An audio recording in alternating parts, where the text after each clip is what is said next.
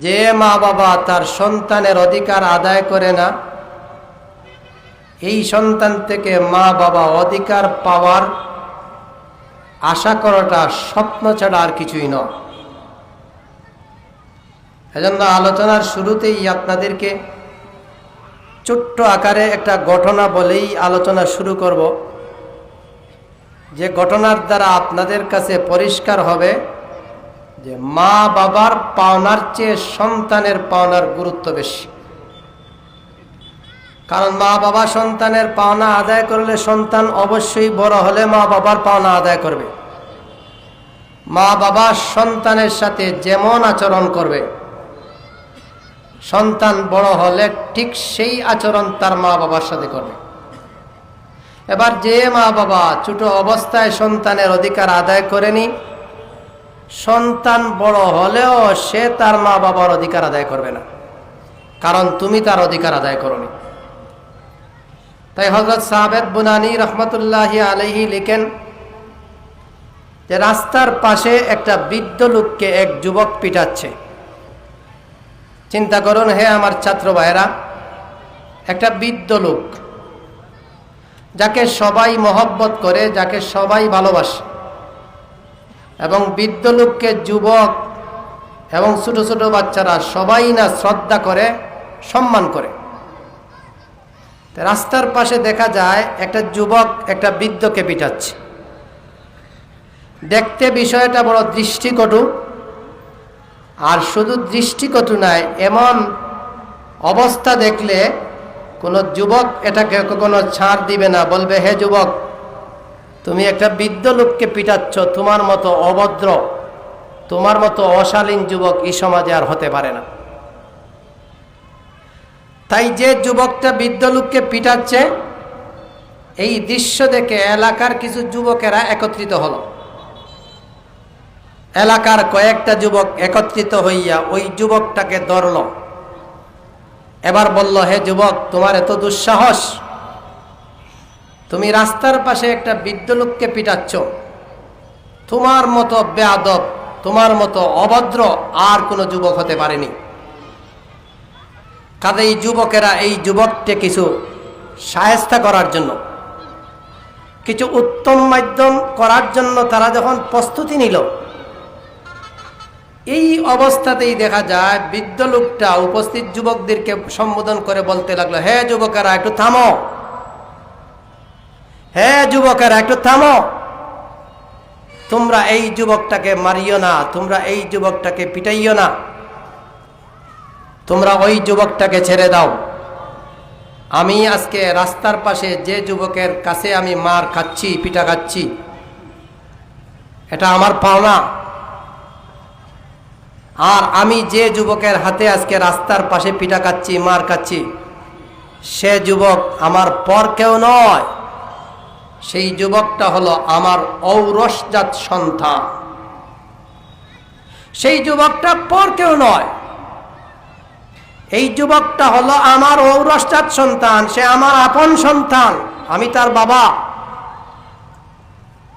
চিন্তা করুন, আজকে বাবার হাতে সন্তান পিটা খাচ্ছে, আবার বাবা ওই সন্তানকে বাঁচাইতে চাইতেছে, যুবকদেরকে মারার সুযোগ দিচ্ছে না, বলছে থামো থামো, এ যুবকটাকে তোমরা পিটাইও না। কারণ আমি যে পিটা খাচ্ছি রাস্তার পাশে, এটা আমার কাদের ফল, এটা আমার কাদের প্রায়শ্চিত্ত। কারণ আমি যখন যুবক ছিলাম, যুবক থাকা অবস্থায় আমার মনে আছে, আমার স্মরণে আছে, আমি আমার বাবাকে একদিন রাস্তায় পিটাইছিলাম। আমি আমার বাবাকে রাস্তার পাশে পিটাইছিলাম। আমি আমার বাবার সাথে যেমন আচরণ করেছি, আজকে আমি বৃদ্ধ হয়েছি, আমার ছেলে যুবক হয়েছে, আমার যুবক ছেলে আমার সাথে সেই আচরণ করেছে আমি যেই আচরণ করেছি আমার বাবার সাথে। তাহলে এর দ্বারা কি বোঝা গেল? মা বাবা সন্তানের সাথে যেমন আচরণ করবে, সন্তান বড় হলেও ঠিক সেই আচরণ তার মা বাবার সাথে করবে। কাজেই যে সমস্ত মা বাবারা সন্তানের পাওনা আদায় করে, সন্তানের অধিকার গনে গনে পাই পাই করে আদায় করে, সন্তান বড় হলে মা বাবা চেয়ে অধিকার আদায় করতে হবে না সন্তানের কাছ থেকে, ওই সন্তান অটোমেটিকভাবেই সে নিজের থেকেই মা বাবার পাওনাগুলো আদায় করবে। আর যে মা বাবা ছোট অবস্থায় সন্তানের অধিকার আদায় করেনি, বড় হলে কখনো সে তার মা বাবার অধিকার আদায় করবে না, কারণ তুমি আদায় করো। এই দৃষ্টিকোণ দিক থেকেই বোঝা যায় মা বাবার পাওনার চেয়ে সন্তানের পাওনার গুরুত্ব কম না বেশি? আরো জুড়ে বলুন, কম না বেশি? এজন্য মা বাবার অধিকার সম্পর্কে আলোচনা হবে পরে, আগে আলোচনা হবে সন্তানের অধিকার সম্পর্কে। ওলামায়ে কেরাম লেখেন যে সন্তানের যত সব অধিকার রয়েছে মা বাবার কাছে, সন্তানের যত পাওনা রয়েছে মা বাবার কাছে, এর মাঝ থেকে দুটি পাওনা সন্তান পৃথিবীতে আসার আগেই। আবারও বলছি, মনে রাখবেন, সন্তান এখনো ভূমিষ্ঠ হয়নি, এখনো সে তার মায়ের পেটে আসেনি, এখনো সে পৃথিবীতে আসেনি, চন্দ্র সূর্য পৃথিবী কিছুই দেখেনি, তার কোনো অস্তিত্বও নেই। সন্তানের অস্তিত্ব আসার আগেই সন্তানের দুটি পাওনা তার মা বাবার কাছে। এক নম্বর পাওনা, সন্তান ভালো হওয়ার জন্য, সন্তান দিনদার হওয়ার জন্য, সন্তান নেককার হওয়ার জন্য সন্তানের জন্য ভালো একটা মায়ের ব্যবস্থা করতে হবে। এটা তার পাওনা দুনিয়াতে আসার আগেই। কারণ সন্তানের মা যদি ভালো হয় তো সন্তান ভালোই হবে, সন্তানের মা যদি দিনদার হয় সন্তান দিনদারই হবে, সন্তানের মা যদি তাহাজ্জুদগুজার হয় সন্তানও তাহাজ্জুদগুজার হবে, সন্তানের মা যদি ফর্দাওয়ালা হয় তাহলে সন্তানও ফর্দাওয়ালা হবে। এজন্য দলিল কি? বুখারী শরীফের একটা হাদিস এসেছে, রাসূল করিম সাল্লাল্লাহু আলাইহি ওয়াসাল্লাম বলেন, তুনকাহুল মারআতু লিআরবাইন, নারীকে বিবাহ করা হয় তার চারটি গুণ দেখে। তুনকাহুল মারআতু লিআরবাইন, তুমি যখন তোমার ছেলেকে বিবাহ দিবে, বিবাহ দেওয়ার সময় তুমি যে নারীকে বিবাহ করবে, দেখো এই নারীর মাঝে 4 গুণ আছে কিনা। এই 4 গুণের মাঝে এক গুণ হলো লিমালিহা, দেখোটা নারীটার ধন সম্পদ আছে কিনা। 2 নম্বর অলি হাসাবিহা, তার বংশটা দেখো। 3 নম্বর অলি জামালিহা, তার সৌন্দর্যটা দেখো। 4 নম্বর অলি দীনিহা, এই নারীটার ভিতরে দিনদারি দিনদারি দিনদারি আছে কিনা। আল্লাহ রসুল বলেন, এই 4টা গুণের মাস্তাকিয়া তুমি কোনটাকে অগ্রাধিকার দিবে? বলে যে নারী লন্ডনী আমেরিকানি ফাস্টফুড আছে তাকে। কি বলেন আপনারা? যার বাড়ি একটা বিয়ানীবাজার, আর একটা সিলেটে, আর একটা ঢাকায়, এই নারীকে অগ্রাধিকার দিবেন? তো যে নারী আকাশের চাঁদের চেয়ে আরো সুন্দর তাকে অগ্রাধিকার দিবেন না? নবীজি সেটাও বলেন নাই তো। নবীজি বলেন, ফাজফার বিজাতিদ্দিন, ফাজফার বিজাতিদ্দিন তারিবাত ইয়াদাকা, ফাজফার বিজাতিদ্দিন তারিবাত ইয়াদাকা। দিনদারিকে অগ্রাধিকার দাও, দিনদারিকে অগ্রাধিকার দাও। দিনদারিকে যদি অগ্রাধিকার দিতে না পারো তুমি ধ্বংস হও, ধ্বংস হও, ধ্বংস হও, তোমার 2টি হাত ধুলোধূসরিত হোক। তাহলে এই হাদিসের দ্বারা আমরা বুঝতে পারলাম সন্তান যে মায়ের পেট থেকে বের হবে এই মাটা কেমন হতে হবে, জুড়ে বলুন? দিনদার, দিনদার মহিলা। অনেক হাদিসে এসেছে, রাসূল করিম সাল্লাল্লাহু আলাইহি ওয়াসাল্লাম বলেন, আদ-দুনিয়া কুল্লুহা মাতা ওয়া খায়রু মাতা'id দুনিয়া আল মারআতুস সালিহা। আদ-দুনিয়া কুল্লুহা মাতা, এই পৃথিবীর ভিতরে যা কিছু আছে সব ভোগের সামান, সব উপভোগ্য। এর মাস্তাকিয়া, ভোগের সামানের মাস্তাকিয়া, ভোগের দ্রব্যের মাস্তাকিয়া সবচেয়ে উত্তম আল মারআতুস সালিহা, নেককার মহিলা, নেককার মহিলা, দিনদার মহিলা। এজন্য যার ভাগ্যে একটা দিনদার মহিলা মিলেছে, যার ভাগ্যে একটা দিনদার পাত্রী পাওয়া গিয়েছে, তার ভাগ্যটা বড় ভালো, তার পরিবারটা বড় ভালো, তার পরিবারে শুধু শান্তি আর শান্তি, শান্তি আর শান্তি। যে মেয়ের ভিতরে দিনদারি নাই, আছে সম্পদ, দিনদারি নাই, আছে সৌন্দর্য, দিনদারি নাই, আছে বংশ ঠিক, কিন্তু দিনদারি না থাকার কারণে ঠিকই আপনি বাহিরে থাকবেন, বিদেশে থাকবেন, আর ঘুমাইলে পরে আপনার নারীকে নিয়ে টেনশন থাকবে, হায় হায় আমি তো ফোন দিলাম, তে আমার স্ত্রী দেখা দেখা খালি ওয়েটিং, খালি ওয়েটিং, খালি ওয়েটিং, খালি ওয়েটিং, খালি ওয়েটিং। এক পর্যায়ে দেখা যায় ওই সৌন্দর্য আর দিনদারি আর মাল কিছুই টেকে না। খোঁজ নিয়ে দেখা যায় স্বামী বিদেশে আর নারী পরক্রিয়া জড়িত। এমন ঘটনা ঘটে না ভাই? কেন? ওই যে দিনদারি না থাকার কারণে। আর যে নারীর ভিতরে দিনদারি আছে, ধার্মিকতা আছে, স্বামী যেখানে যাক, যে অবস্থাতে থাক, সে পরিবার নিয়ে কোনো টেনশন করে না,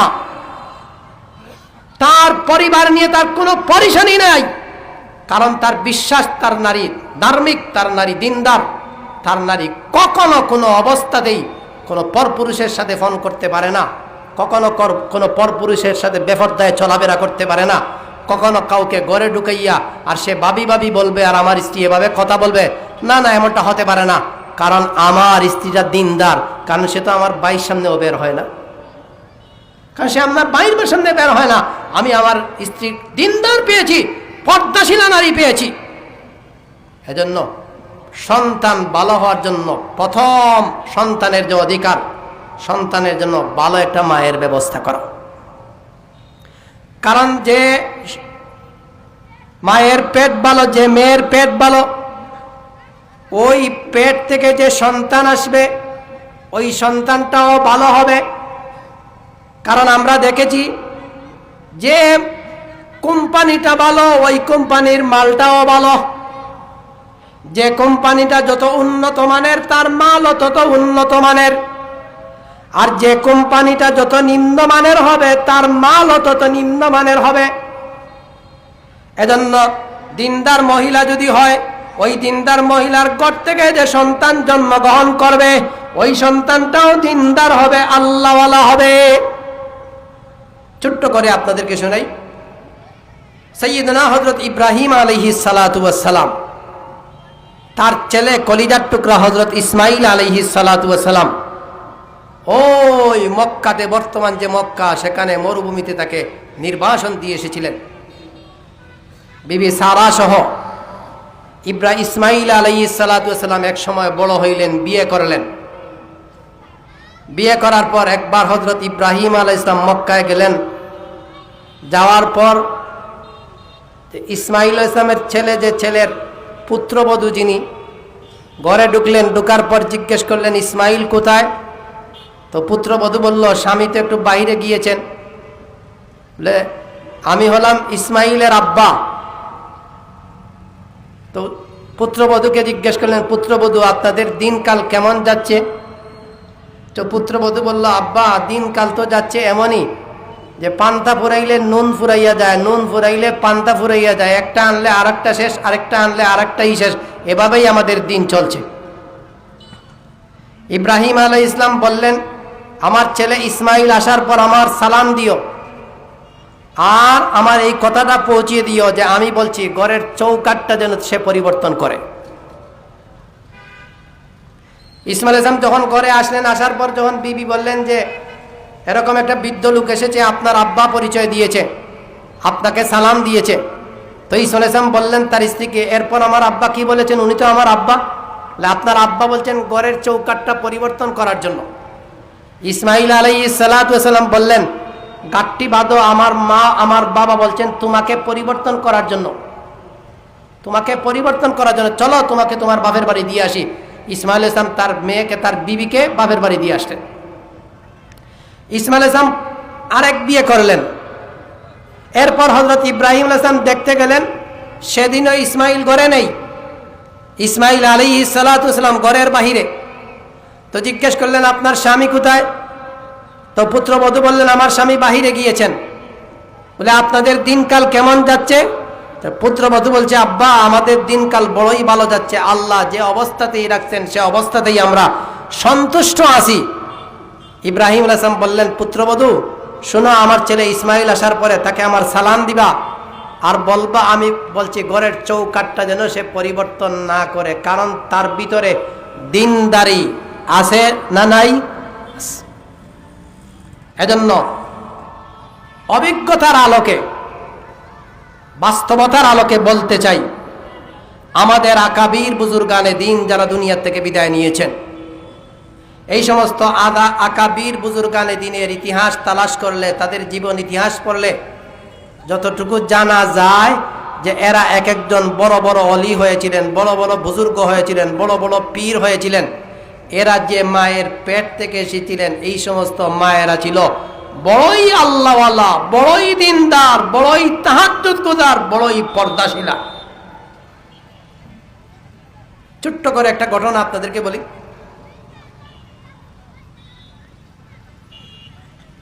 হযরত উমর ইবনে আব্দুল আজিজ রহমতুল্লাহি আলাইহি, যাকে উমরে সানি বলা হয়, দ্বিতীয় উমর বলা হয়, ইসলামের ইতিহাসে হযরত উমর ইবনে আব্দুল আজিজ রহমতুল্লাহি আলাইহিকে ৫ নম্বর খলিফা বলা হয়।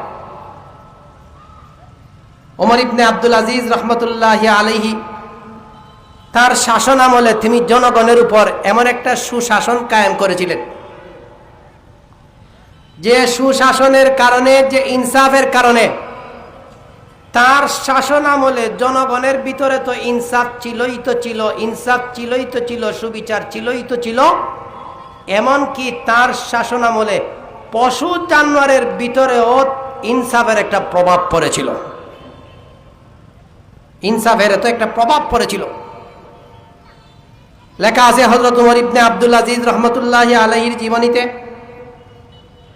যে ঘাটে পানি খাওয়া একসাথে বাঘও যাইত, শিয়ালও যাইত। বাঘ শিয়ালের উপর আক্রমণ করে না, শিয়ালও বাঘের উপর আক্রমণ করে না। বাঘ শিয়াল উভয়ই একই ঘাট থেকে পানিকে যার যার পথে চলে যেত। কারণ কি? ও যে হযরত উমর ইবনে আব্দুল আজিজ রহমতুল্লাহ আলাইহি যে ইনসাফ কায়েম করেছিলেন, এই ইনসাফের প্রভাবটা শুধু মানুষের ভিতরে সীমিত ছিল না, পশু জানোয়ারের ভিতরেও সেই ইনসাফের প্রভাবটা পড়েছিল। বলুন না সুবহানাল্লাহ। এজন্য ইনসাফ গার একজন শাসক, ন্যায় পরায়ণ একজন শাসক অত্যন্ত দরকারি, যে কোনো দেশের জন্য হোক। কারণ ন্যায় পরায়ণ শাসক যখন সে ইনসাফ কায়েম করবে, তখন এই ইনসাফের প্রভাবটা শুধু মানুষের ভিতরে থাকবে না, ইনসাফের প্রভাবটা পশু জানোয়ারের ভিতরেও থাকবে। এজন্য রাসূল করিম সাল্লাল্লাহু আলাইহি ওয়াসাল্লাম বলেছেন, 7 শ্রেণীর মানুষকে আল্লাহ কুদরতি ছায়ায় জায়গা দিবেন, যেদিন তার কুদরতি ছায়া ছাড়া আর কোনো ছায়া থাকবে না। এই 7 শ্রেণীর মাঝে গিয়া প্রথম প্রকার যে, সে হলো ইমামুন আদিলুন, আল ইমামুল আদিল, ন্যায়পরায়ণ শাসক। কালা রাসূলুল্লাহ সাল্লাল্লাহু আলাইহি ওয়াসাল্লাম, সাবাতুন ইউযিল্লুহুমুল্লাহু ফি যিল্লিহি ইয়াওমা লা যিল্লা ইল্লা যিল্লুহ। রাসূল করিম সাল্লাল্লাহু আলাইহি ওয়াসাল্লাম বলেন, কাল কিয়ামতের দিন আল্লাহর কুদরতি ছায়া ছাড়া যখন আর কোনো ছায়া থাকবে না, আল্লাহ 7 প্রকারের মানুষকে তার কুদরতি ছায়ায় জায়গা দিবেন।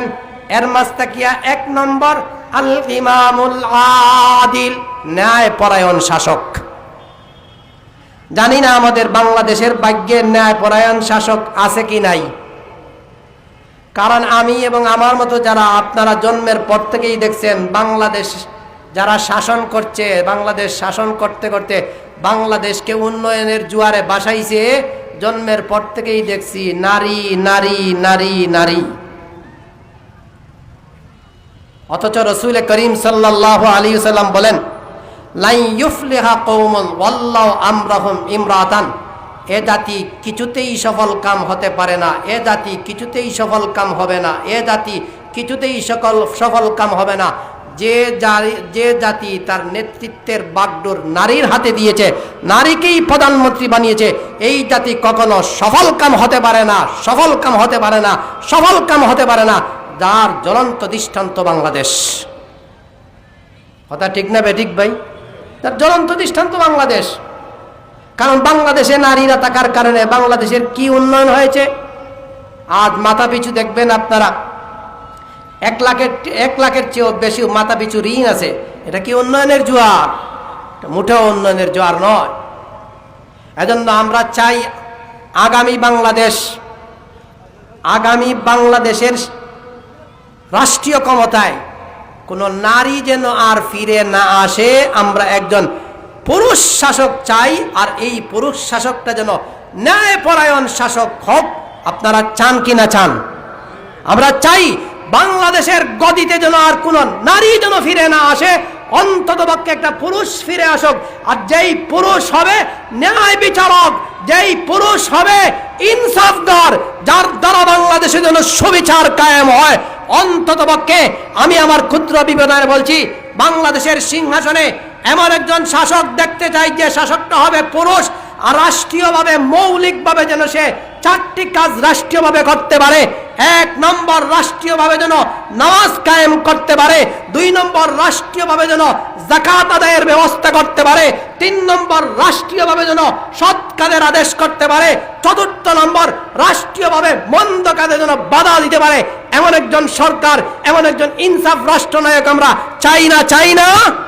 বিশ্বাস করুন ভাইরা, যদি বাংলাদেশের সিংহাসনে গদিতে একজন ন্যায়পরায়ণ ইনসাফ শাসক আসে, তে আমাদের দেশের বাউল যারা, ওই সমস্ত বাউল শিল্পীরা কখনো আল্লাহর কালামকে নিয়ে বিদ্রুপ করতে পারে না, কখনো সূরা নাসকে নিয়ে কটূক্তি করতে পারে না, কখনো ঈমানকে নিয়ে কটূক্তি করতে পারে না।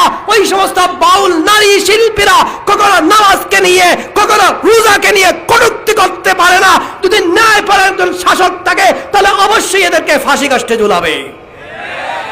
এজন্য বড় দুঃখের সাথে বলতে হয়, আজ বাংলাদেশে বাউলদের আর ফাউলদের কোনো অভাব নাই, যারা মুসলমানদের কলিদায় আঘাত করে, কোরআনে আঘাত করে। আমি পরিষ্কার ভাষায় বলতে চাই, হিজবে লাহিরি 3 দিন ব্যাপী সম্মেলন থেকে আমরা আমাদের কোরআনকে, আমরা আমাদের ইসলামকে, আমরা আমাদের ঈমানকে, আমরা আমাদের রবকে আমাদের প্রাণের চাইতে আরো বেশি ভালোবাসি। যে সমস্ত বাউল ফাউলরা কোরআনে আঘাত করবে, আমরা তাদের দিব্য টেনে বের করবো। যে সমস্ত বাউলরা কোরআনের উপর আঘাত করবে, আমরা তাদের কলিজা টেনে বের করে ফেলবো। এজন্য বলতেছিলাম যে ন্যায়পরায়ণ একজন শাসকের দরকার বাংলাদেশের জমিনে আছে না নাই? এজন্য এটা আমাদেরও ঠিক করতে হবে ভাই। আমরা আপসের মধ্যে গুতাগুতি বাদ দিয়ে আগামী সংসদে এমন একজন ন্যায়পরায়ণ শাসকের দরকার আছে না নাই? এজন্য আমরা সবাই আহলে হক, হক্কানি উলামায়ে কেরামের নেতৃত্বে এসে আমরা যেন সংসদে আমাদের একজন যোগ্য নেতা যেন পাঠাইতে পারি, যিনি হকের কথা বলবেন, যিনি ইনসাফের কথা বলবেন, যিনি কোরআনের কথা বলবেন, যিনি হকের কথা বলবেন। আপনারা একমত আছেন তো ইনশাআল্লাহ? আসুন, হযরত ওমর ইবনে আব্দুল আজিজ রহমতুল্লাহি আলাইহির কথা বলছিলাম, তিনি ছিলেন একজন ন্যায়পরায়ণ শাসক। এবার আসুন আরেকটু সামনের দিকে আগাই। হযরত ওমর ইবনে আব্দুল আজিজ রহমতুল্লাহি আলাইহি যে এত বড় একজন ন্যায়পরায়ণ শাসক হয়েছিলেন, তিনি কোন মেয়ের ঘর থেকে জন্মগ্রহণ করেছেন সেই মেয়েটাও আমাদের একটু চিনার দরকার। কাল মেয়ে যদি ভালো হয় তো তার সন্তানও ভালো হয়, মেয়ে যদি দিনদার হয় তার সন্তানও দিনদার হয়। এজন্য লেখা আছে ইতিহাসের পাতায়, সাইয়্যিদুনা হযরত ওমর ফারুক রাদিয়াল্লাহু তাআলা আনহু, তিনি তার একটা অভ্যাস ছিল, তিনি যখন ছিলেন আমিরুল মুমিনিন, তো রাতের বেলায় তাহাজ্জুদের নামাজ পড়ে জনগণের অবস্থা পর্যবেক্ষণ করার জন্য বের হইতেন। একদিন সাইয়্যিদুনা হযরত ওমর ফারুক রাদিয়াল্লাহু তাআলা বের হইলেন, সাথে ছিল তার একজন খাদেম। তো একটা বস্তি দিয়ে যাচ্ছেন, যাওয়ার সময় শোনা যায় এক ঘর থেকে একটা আওয়াজ। ওমর রাদিয়াল্লাহু তাআলা ভাবলেন, এত রাত, শেষ রাতের শেষ সময়ে তাহাজ্জুদের সময় ঘর থেকে কিসের আওয়াজ শোনা যায়? ওই সমস্ত মানুষ নাক ডাকাইয়া ঘুমায়, আর আল্লাহওয়ালারা ওই সময় আল্লাহর ইবাদত বন্দেগী করে, তাহাজ্জুদের নামাজ পড়ে চোখের পানি ছাড়ে। আর আল্লাহওয়ালা যারা না, তারা তো ওই সময় নাক ডাকাইয়া ঘুমায়। এই ঘুমের সময় একটা ঘর থেকে আওয়াজ শোনা যায়। আওয়াজটা কি? ওমর রাদিয়াল্লাহু তাআলা কান লাগাইলেন দেওয়ালের সাথে। কান লাগাইয়া শোনা যায় ওই ঘরে এক মা তার মেয়েকে বলতেছে, ও মেয়ে, তাড়াতাড়ি ঘুম থেকে উঠো, রাত অন্ধকার থাকতে থাকতেই তুমি গাভীর দুধ দহন করো, আর গাভীর দুধ দহন করার পর দুধের সাথে পানি মিশাইয়া দাও, দুধ যেন বেশি হয়, দুধ বেশি হলে বিক্রি করলে টাকা কম পাওয়া যাবে। ঘুমাই গেছেন মনে সবাই। দুধ বেশি হলে বিক্রি করলে টাকা কম পাওয়া যাবে না বেশি? আমাদের বেশি টাকার দরকার। ওঠো ওঠো, দুধ দহন করো, দুধের সাথে পানি মিশাও। মেয়েটা হয়, আম্মা দুধের সাথে পানি মিশাইয়া দুধ বিক্রি করা এটা বেজাল, এটা দুঃখা। খলিফা উমর ঘোষণা করেছেন এভাবে দুধ বিক্রি করা যাবে না। তো মা তার মেয়েকে বলে, ও মেয়ে, তুমি দুধের সাথে পানি মিশাইলে খলিফা উমর ঘোষণা করেছেন, খলিফা উমর দেখবে না, জানবে না, শুনবে না। খলিফা উমরের কাছে তো কোনো খবরই যাবে না। খলিফা উমর দেখবে না, জানবে না, শুনবেন। কাঁধে উঠো উঠো, তাড়াতাড়ি উঠো, দুধের সাথে পানি মিশাও আর দুধ দহন করো। মেয়েটা বললো, আম্মা ঠিক আছে, আপনার কথা মতো খলিফা উমর জানবে না, শুনবে না, দেখবে না ঠিকই, কিন্তু খলিফা উমরের রব যিনি, আমার আপনার রব যিনি, সেই রবের চুপকে কি ফাঁকি দেওয়া যায়? তাহলে আসমানের মালিককে তো আর ফাঁকি দেওয়া যাবে না। আল্লাহ তো দেখবেন, কাল হাসরের মাঠে আল্লাহর কাছে তো হিসাব দিতেই হবে। এজন্য মেয়ে তার মাকে বলল, মা দুধের সাথে পানি মিশানো যাব না। এতটুকু কথা হযরত উমরে ফারুক রাদিয়াল্লাহু তাআলা আনহু শুনলেন। কারণ উমরে ফারুক রাদিয়াল্লাহু তাআলা তার সিংহাসনে বসা না ওই ঘরের দেয়ালের বাহিরে বসা, দেয়ালের পাশেই তো, তিনি শুনে ফেলছেন। শোনার পর তার খাদেমকে বললেন, খাদেম এক কাজ করো, ওই ঘরে একটা চিহ্ন দাও, আলামত, যাতে আগামীকাল দিনের বেলায় এই ঘরটা চিনতে যেন অসুবিধা না হয়। আলামত লাগাও, দাগ লাগাও। কারণ অনেক সময় দেখা যায় অন্ধকারে দেখছে একটা, সকালে গিয়ে দেখা যায় আরেকটা। বিশেষ করে এই যে অন্ধকার রাতে অনেক সময় ছোট ছোট ছেলেমেয়েরা এই জমিনও কিরা চুরির যায়। তো কিরা চুরি করতে গিয়ে দেখা যায় কিরার লগে মাঝে মাঝে দলাও আসে। দলারে কি তার দলা হিসাবে আনছে না কিরা হিসাবে আনছে? কিরা হিসাবেই আনছে। হে বুঝছে এটা কিরা, আনিয়ে দেখে এটা দলা, তে চিনছে না অন্ধকারে রাতে। এজন্য ওমর বললেন, হে আমার খাদেম, দাগ লাগাও করে, আগামীকাল এই গড়টা যেন চিনতে তোমার ভুল না হয়। পরের দিন হযরত উমরে ফারুক রাদিয়াল্লাহু তাআলা খাদেমকে পাঠাইলেন, খাদেম যাও ওই ঘর থেকে মা মেয়েকে নিয়ে আসো। মা আর মেয়েকে নিয়ে আসার পর খলিফা উমর প্রস্তাব করলেন, ওগো মা, তোমার এই যে মেয়েটা আছে, এই মেয়েটাকে আমার ছেলের সাথে বিবাহ দিয়ে দাও। মেয়ে কয়, হযরত রাজি, আপনি আমিরুল মুমিনের নামে একটা প্রস্তাব দিয়েছেন, এই প্রস্তাবে তো না বলা যায় না, রাজি। হযরত উমর রাদিয়াল্লাহু তাআলা তার কলিজার টুকরা ছেলের সাথে ওই মেয়েকে বিবাহ দিলেন। আর ওই মেয়ের বংশধর হলেন সাইয়্যিদুনা হযরত উমর ইবনে আব্দুল আজিজ রাহমাতুল্লাহি আলাইহি। মেয়েটা কত তাকওয়াওয়ালা ছিল, কত আল্লাহওয়ালা ছিল, কত ইনসাফগার ছিল। ওই মেয়ের ঘর থেকে উমর ইবনে আব্দুল আজিজ যিনি জন্মগ্রহণ করেছেন, তিনিও কত বড় আল্লাহওয়ালা, কত বড় ইনসাফ ছিলেন, যাকে উমরে সানি বলা হয়। শাসনামলকে সোনালী শাসনামল বলা হয়।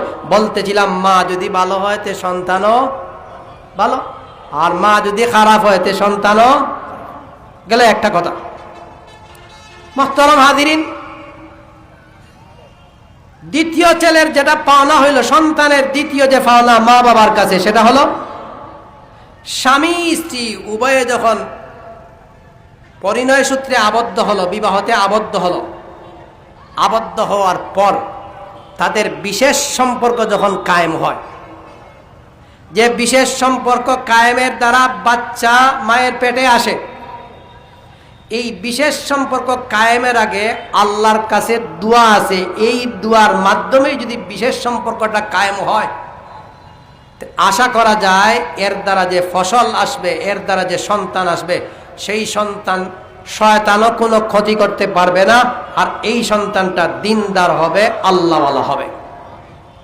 এজন্য বুজুর্গানে দ্বীন উলামায়ে কেরাম লেখেন, একটা সন্তান মায়ের পেটে আসার পরে ওই মাটা যদি চিন্তা করে, ভাবনা করে, ভালো চিন্তা, ভালো ভাবনা। আবারও বলছি, আমার ছাত্র ভাই সব মুরব্বিয়ানে কেরাম মনে রাখবেন, মায়ের পেটে সন্তান আসার পর প্রথম মাস বা দ্বিতীয় মাস এমত অবস্থায় যদি একটা মা যদি চিন্তা করে, ভালো চিন্তা, ভালো ভাবনা, ওই ভালো চিন্তা, ভালো ভাবনার একটা প্রভাব গর্ভস্থ সন্তানের উপর পড়ে। এজন্য উলামায়ে কেরাম লেখছেন, মার পেটে সন্তান আসার পরে ওই মাটা যেন ভালো চিন্তা করে, ভালো ভাবনা রাখে, যে আমি আমার ছেলেকে হাফিজে কোরআন বানাইবো, আমি আমার ছেলেকে আলেম বানাইবো, এই হিসেবে যদি ভালো ভালো চিন্তা করে, তো ওই সমস্ত চিন্তার একটা প্রভাব গর্ভস্থ সন্তানের উপর পড়ে। এমনকি উলামায়ে কেরাম লিখেছেন যে মা যেন চিন্তা করে রসুলের আদর্শ নিয়া, মা যেন চিন্তা করে রসুলের আখলাক নিয়া, মা যেন চিন্তা করে রসুলের সৌন্দর্য নিয়া, মা যেন চিন্তা করে রসুলের অবয়ব, রসুলের শরীর গঠন ওগুলা নিয়া। এই জন্য রসুলের ক্যারিয়ার নিয়ে যদি চিন্তা করে মা, তো ওই রসুলের আদর্শ আখলাক নিয়ে যে চিন্তা করলো, এরও একটা বরকত, এর আসর গর্ভস্থ সন্তানের উপর পড়ে। এজন্য বিশেষ সম্পর্ক যখন কায়েম হবে, সেই সময়ে দোয়া করতে হবে। দোয়াটা কি? হাদিসে এসেছে, বিসমিল্লাহি আল্লাহুম্মা জান্নিবনাশ শাইতান, বিসমিল্লাহি আল্লাহুম্মা জান্নিবনাশ শাইতান ওয়া জান্নিবিশ শাইতানা মা রাযাকতানা। বিসমিল্লাহ, আল্লাহর নামে, এটা তো আমরা সবাই বলতে পারবো, বিসমিল্লাহ এতটুকু সবাই বলতে পারবো। এরপরে আল্লাহুম্মা জান্নিবনাশ শায়তান ওয়া জান্নিবিশ শায়তানা মা রাযাকতানা। এটা যদি আরবি বলতে নাও পারি, তো অন্ততপক্ষে এতটুকু বলবো, আল্লাহ তোমার নামে শুরু করছি, আমাদেরকে শয়তান থেকে দূরে রাখো, আমাদেরকে শয়তান থেকে দূরে রাখো। জান্নিবনাশ শায়তান ওয়া জান্নিবিশ শায়তানা মা রাযাকতানা। এবং এই বিশেষ সম্পর্কের দ্বারা আপনি যে আমাদেরকে সন্তান দান করছেন, এই সন্তানকেও শয়তানের আক্রমণ থেকে দূরে রাখুন। বলুন সুবহানাল্লাহ। আজকাল অনেকে, আমি শুনেছি, এটা শোনার একটা কথা বলি, অনেক লোক তদবিরে যায়, তো তদবিরে করার পরে কোনো মহিলা, তো মহিলার সাথে জিন্নাত লেগেছে, লাগার পরে এই মহিলা হয়, জিন্নাত লাগার পরে মহিলা হয় না, জিন্নাতে হয়। এই যে বাচ্চা, এগো মহিলার না, এগো আমার। ভালোভাবে বুঝবেন, আল্লাহ আকিলু তকফিহিল ইশারা, বুদ্ধিমানের জন্য ইশারাই যথেষ্ট। তখন জিন্নাতে মহিলার সাথে লাগার পরে মহিলার বাচ্চা দুই একটা আছে, তো জিন্নাতে কয় এই বাচ্চাটা আমার, এটা মহিলার না, এটা স্বামীর না, এটা আমার। জিন্নাতে আমার বলিয়া দাবি করে। কেন? ওই যে আপনি দোয়া পড়েন নাই, সে শরীক হয়ে গিয়েছে। এটা তদবির একটা কথা বললাম।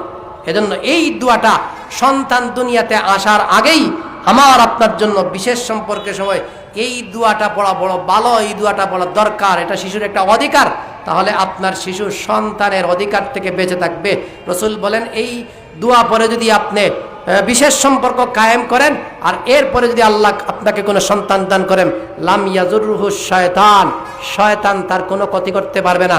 কোনো বর্ণনায় আছে লাম ইয়াজুরহু শাইউন, কোনো বস্তু তার ক্ষতি সাধন করতে পারবে না। তাহলে বলুন, নেককার সন্তান পাওয়ার জন্য এই দোয়াটা বিশেষ সম্পর্কের আগে পড়ার দরকার আছে না নাই? এতক্ষণ পর্যন্ত গেল সন্তানের দুটি অধিকার। 1 নম্বর, ভালো সন্তান হওয়ার জন্য ভালো মায়ের ব্যবস্থা করতে হবে, আর 2 নম্বর, সন্তানের জন্য দোয়া করতে হবে। এবার আসুন 3 নম্বর।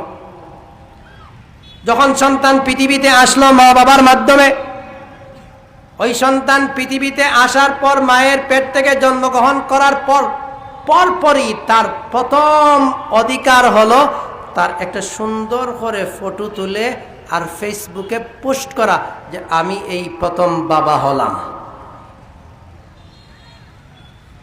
আর যদি আপনি মামা হন, তো ছবি দিয়ে বললেন, এই পোস্ট দিয়েই ছবিকে জনগণের সামনে পাবলিক লিস্ট করেই বললেন, এইমাত্র আমি প্রথম মামা হলাম।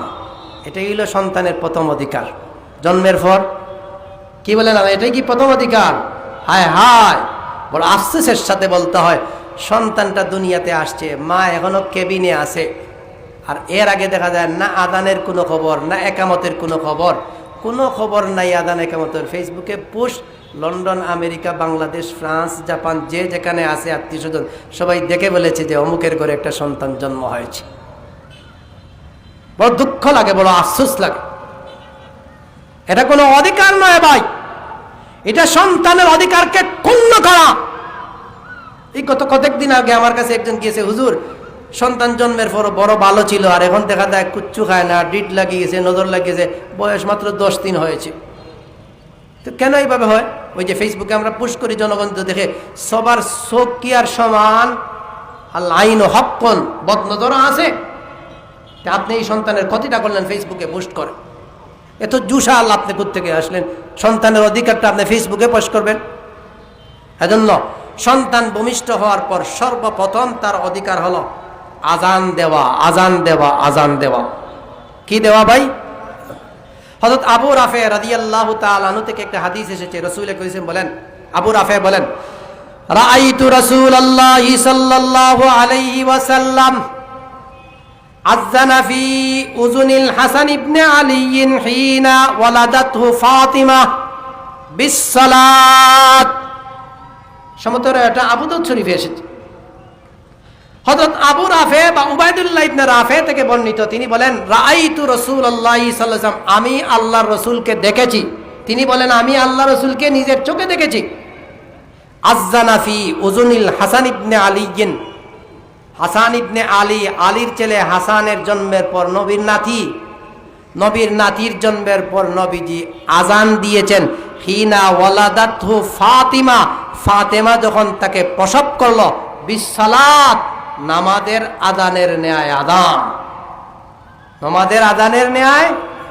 ফুকাহায়ে কেরাম লিখেছেন ফিকহের কিতাবে যে সন্তান ভূমিষ্ঠ হওয়ার পরে তার ডান কানে আযান দাও আর বাম কানে ইকামত দাও। আযান ইকামত উভয়টা হবে। আজকাল আমরা ছেলে হলে আযান দেই ঠিকই, মেয়ে হলে আর আযান দেই না। মেয়ে হলে আর জানাই না মানুষকে। কেন? বলে আপনি বড় বেজাল, আল্লাহ এখানে আমারে মেয়ে দিলা, কপাল কুস যে আমি কেন মেয়ে পাইলাম। আগে 2টা মেয়ে, এখন 3 নম্বরটাও মেয়ে, না 3টা মেয়ে, এখন দেখা যায় 4 নম্বরটাও মেয়ে। মেয়ে হইলে আর আযানের কোনো খোঁজ খবর নাই, মেয়ে হইলে আর আযান লাগে না।